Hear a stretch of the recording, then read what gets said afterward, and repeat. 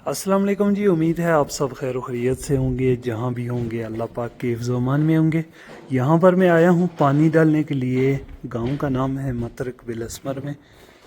यहाँ पर हमारे बांग्लादेशी भाई काम कर रहे हैं और बांग्लादेशी भाइयों की ये खूबी है कि ये 4 लोग 6 लोग जितने भी होंगे बराबरी की सतह पर काम करते हैं। जितना भी ठेका होगा वो बराबर तकसीम करते हैं और मेहनत भी बहुत करते हैं। शायद इसीलिए इन्होंने बराबरी का सिस्टम रखा हुआ है। जितनी भी मेहनत करेंगे, जितना भी टाइम लगाएंगे, ताकि कोई इतराज़ ना करे, कोई दिहाड़ी पर ना हो, किसी की दिहाड़ी कम ज़्यादा ना हो।